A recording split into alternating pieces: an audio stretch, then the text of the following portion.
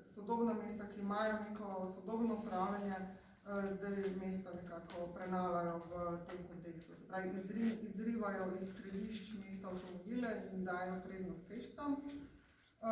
Potem je to, kar je že gospod direktor omenil, česar sem zelo vesela, očitno se bo Velenje začelo govoriti proti komercializaciji javnega prostora.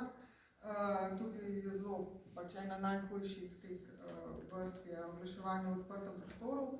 Se pravi, da mora mesto ali pa oblast, uprava, tukaj niti ne rabite mogoče eno strokovno podlago, ki ga lahko izdela stroka, kako izvajati te regulacije v javnem interesu, ki vplivajo na bivalno kakovost, na identiteto mesta. Potem četrta stvar, nastajanje družbene segregacije, identifikacije, to zdaj vedno pogosteje slišimo. Mesto mora imeti ustrezno stanovanjsko politiko, na to ne smete pozabiti. Vemo, kako se, če pač te stanovanjske politike ni, ima ena skupina ljudi vedno več stanovanj, vedno več kapitala, druga skupina ljudi, ki mora pa ta stanovanja najemati, ker ne pride do stanovanj, ker si jih ne more privoščiti, in ima vedno manj kapitala in potem se ta družbena segregacija se vedno bolj povečuje. In pa potem še četrta stvar, ki se je zgodila z osamosvojitvijo, to, kar tudi naša kolegica Maja Simoneti zelo izpostavlja, ko so se ukinile te javne komunalne službe, pri čemer velja izpostaviti lokalna vrtnarja in pa vrtnarija, ki so vzdrževali mestne površine. Tega nimamo več, v naših mestih to zelo šepa. Spravi skrb za zelene površine in pa mestna drevesa.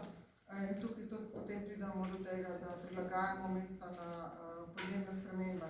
To sem zdaj povedala v zelo poenostavljeni obliki in tukaj gre za zelo močno sodelovanje različnih interesnih skupin. In pri tem mora občina nekako stati za tem, da skrbi za to, da se zagotavlja javni interes.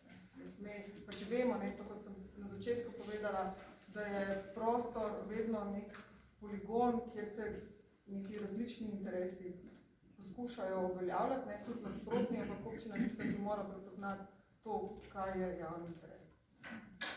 In ponavadi, da še to dodam, je prostorska stroka tista, ki je trenirana v tem, da zna prepoznati javni interes. Da to, kar dela, vsej urbanisti in krajinski arhitekti, recimo, mislim, da to, kar razumemo, da znamo vse te rešitve, ki jih predlagamo v javnem interesu.